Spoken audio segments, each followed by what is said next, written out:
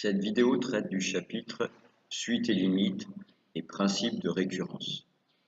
Voyons les objectifs que nous allons étudier dans cette vidéo. Nous allons revoir le vocabulaire, les notations et les propriétés sur les suites. Nous allons revoir les définitions de propriétés des suites arithmétiques et géométriques. Et nous allons revoir comment étudier les variations d'une suite. Premier paragraphe.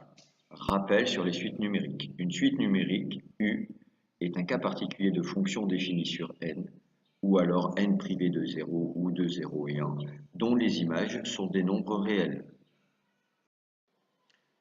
Du point de vue des suites, nous noterons UN, le terme de rang n de la suite, et on prononce U indice n. Du point de vue des fonctions, on noterait U entre parenthèses n, l'image de n par la fonction, et on prononce U de n.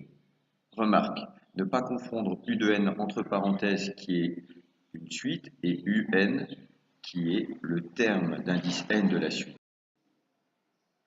Rappelons qu'une suite U peut être définie explicitement sous la forme U de n égale f de n, mais elle peut être aussi définie par récurrence par la connaissance d'un terme de la suite et d'une relation de récurrence de la forme U de n plus 1 égale f de U de n.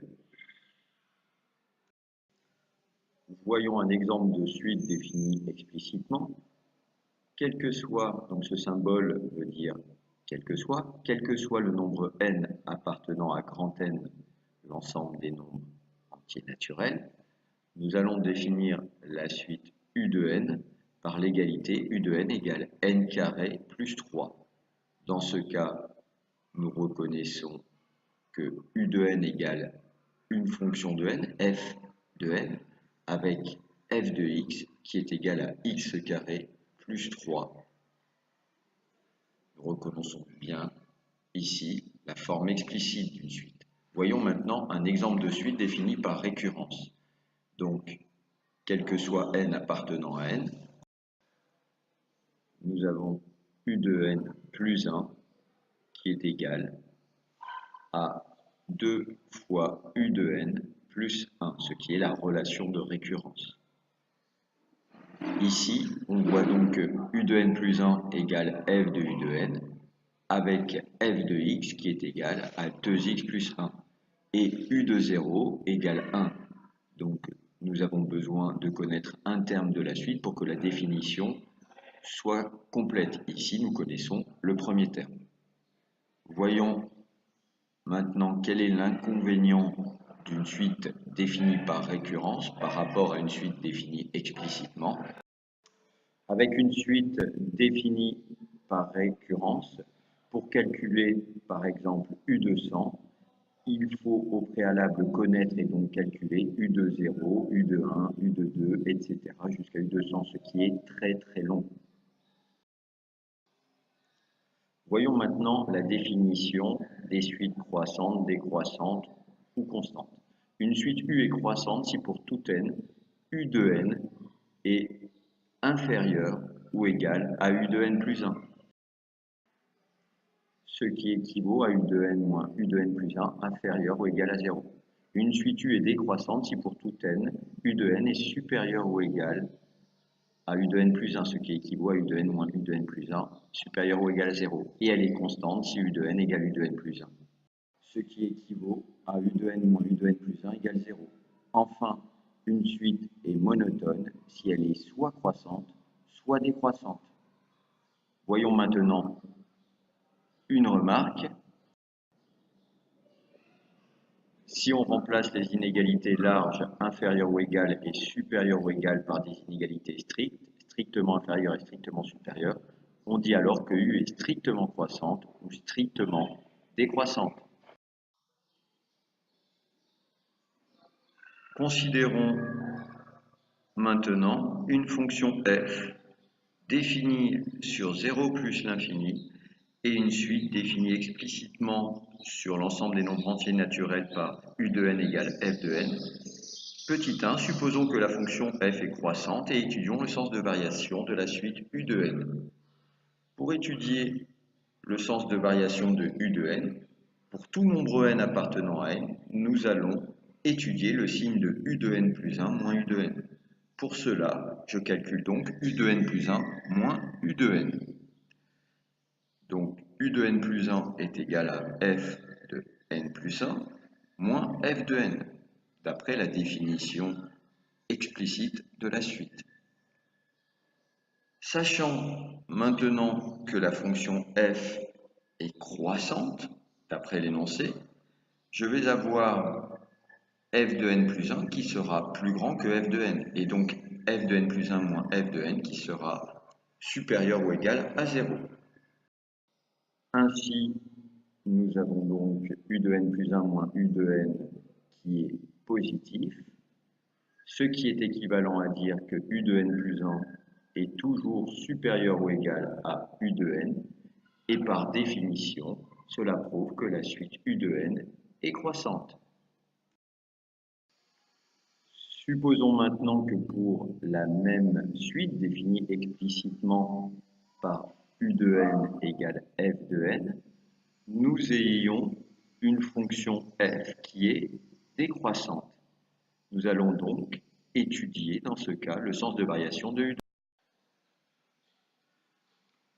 Comme précédemment, nous allons calculer u de n plus 1 moins u de n, ce qui est égal à f de n plus 1 moins f de n, qui est ici négatif, car f est décroissante. Donc, il est évident que f de n plus 1 est inférieur ou égal à f de n. Ceci nous donne donc que u de n plus 1 moins u de n est inférieur ou égal à 0, ce qui équivaut à u de n plus 1 est toujours inférieur ou égal à u de n, ce qui prouve par définition que la suite u de n est décroissante. Nous venons ainsi de démontrer une propriété que nous allons énoncer. Si u de n est une suite définie explicitement par u de n égale f de n, où f est une fonction définie sur l'intervalle 0 plus l'infini, petit 1, si f est croissante, alors la suite u de n est elle aussi croissante. Et petit 2, si f est décroissante, alors la suite u de n est elle aussi décroissante. Voyons un exemple qui va nous montrer comment utiliser cette propriété. Pour tout n appartenant à l'ensemble des entiers naturels, u de n est défini explicitement par la formule n carré plus 6n plus 5. On a donc u de n qui est égal à f de n avec f de x qui est égal à x carré plus 6x plus 5 sur l'intervalle 0 plus l'infini. Nous reconnaissons ici une fonction polynôme du second degré dont nous savons dresser le tableau de variation sur R. Je reconnais bien évidemment dans cette fonction du second degré que le coefficient A est égal à 1, le coefficient B est égal à 6 et le coefficient C est égal à 5. Ainsi, alpha est égal à moins B sur 2A, c'est-à-dire moins 6 sur 2 ou encore moins 3. Et bêta est égal à f de alpha, c'est-à-dire f de moins 3, soit moins 3 au carré plus 6 fois moins 3 plus 5, ce qui donne 9 moins 18 plus 5, ou encore moins 4. J'obtiens donc les coordonnées du sommet de la parabole. Puisque le coefficient A est positif, la fonction est d'abord décroissante sur moins l'infini alpha, puis croissante sur alpha plus l'infini. Ainsi, nous voyons que f est croissante sur l'intervalle moins 6 plus l'infini. Elle est donc aussi croissante sur l'intervalle 0 plus l'infini. D'après la propriété, puisque f est croissante, alors la suite u de n est aussi croissante. Attention à la remarque suivante, la réciproque de cette propriété est fausse. Voyons un contre-exemple. Pour tout n appartenant à l'ensemble des entiers naturels, v de n, la suite définie explicitement par v de n égale n fois cos de 2πn. Rappelons que cosinus de 0, cosinus de 2π, cosinus de 2π fois 2, etc., cosinus de 2πn est toujours égal à 1. Ainsi, nous avons donc V de n qui est égal à n, pour tout n appartenant à l'ensemble des entiers naturels. Ainsi, la suite V de n est évidemment croissante. En effet, si on calcule V de n plus 1 moins V de n, nous allons trouver n plus 1 moins n, c'est-à-dire 1, ce qui est toujours positif. Donc V de n plus 1 est toujours plus grand que V de n, ce qui prouve bien que V de n est croissante. Or, la fonction définie sur l'intervalle 0 plus l'infini par f de x égale x cosinus de 2πx, fonction qui définit explicitement la suite, n'est pas croissante. Pour s'en convaincre, traçant la courbe de cette fonction soit sur la calculatrice, soit comme je le fais sur GeoGebra. Pour ça, je rentre la formule f de x égale x fois cosinus de 2 fois pi fois x. J'obtiens cette courbe.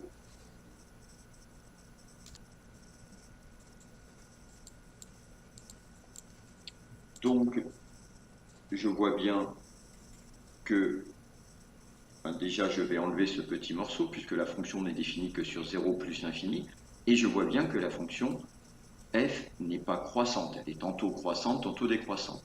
En revanche, je fais apparaître ici les premiers termes de la suite u de n, qui eux sont croissants, donc la suite est bien croissante. Dans ce deuxième paragraphe, rappelons ce que sont des suites arithmétiques et géométriques. Premièrement, les suites arithmétiques. La suite u de n est une suite arithmétique s'il existe un nombre r, la raison, tel que u de n plus 1 égale u de n plus r pour tout n appartenant à n, ce qui revient à dire que u de n plus 1 moins u de n est égal à r, la raison, pour tout n. Nous obtenons donc une différence u de n plus 1 moins u de n qui ne dépend pas de n. La forme explicite de la suite u de n est donnée par u de n égale u de 0 plus n fois r, ou u de n égale u de p plus n moins p fois r.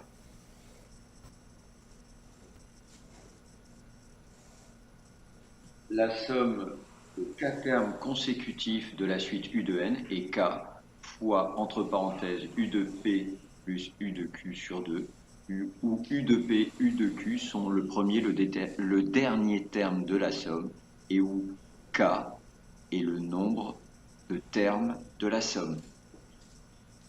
Voyons un exemple où nous allons utiliser ces propriétés. U de n, la suite définie explicitement par u de n égale 2n plus 1. Pour tout n appartenant à n, nous avons u de n plus 1 moins u de n qui est égal à 2 fois n plus 1, je remplace n par n plus 1, plus 1, moins entre parenthèses u de n, c'est-à-dire 2n plus 1. En développant, nous obtenons tout simplement un résultat qui ne dépend pas de n. Ceci prouve que la suite u de n est une suite arithmétique de raison 1.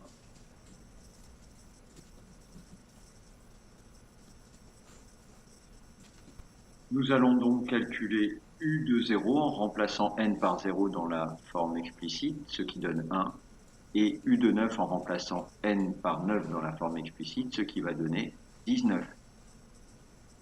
Pour calculer la somme des 10 premiers termes de la suite, c'est-à-dire u de 0 plus u de 1 plus, etc., jusque u de 9, et pas u de 10, puisqu'il faut bien comptabiliser le u de 0, donc nous avons bien ici 10 termes, nous allons utiliser la somme des termes consécutifs d'une suite arithmétique. Cette somme est donc égale à k fois le premier terme plus le dernier terme de la suite, le tout divisé par 2. C'est-à-dire 10 fois le premier terme u de 0, le dernier terme u de 9 divisé par 2. 10 divisé par 2 fait 5, u de 0 égale 1, u de 9 égale 19, ce qui fait 5 fois 20, soit 100. Le résultat est 100. Voyons maintenant la définition et les propriétés des suites géométrique. On dit qu'une suite U de n est une suite géométrique s'il existe un nombre Q que l'on appelle la raison, tel que U de n plus 1 égale U de n fois Q pour tout n.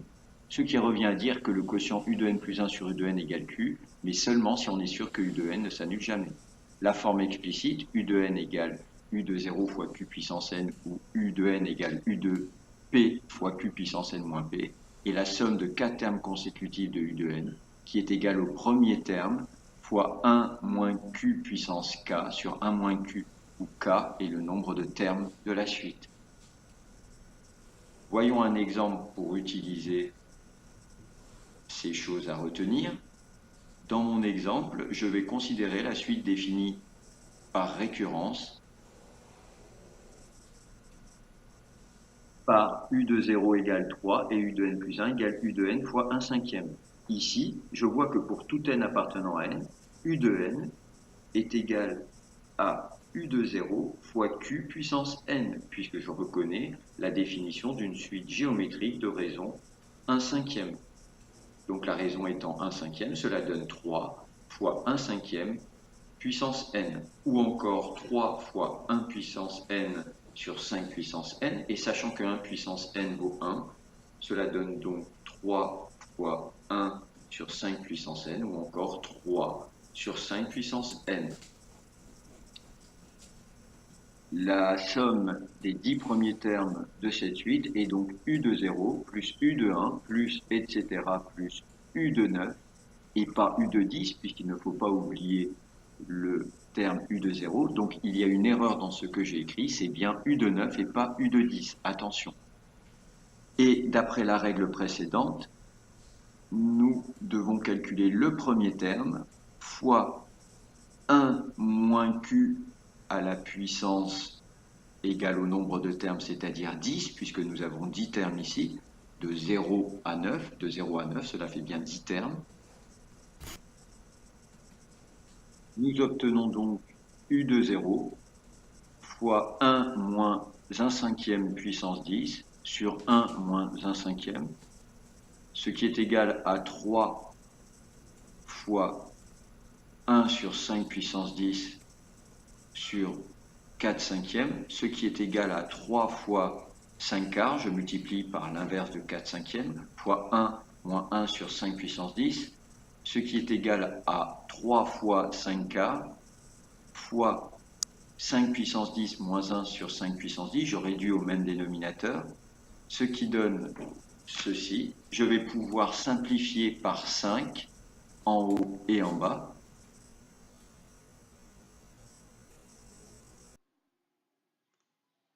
Ce qui donne, avec la calculatrice, environ 3,75.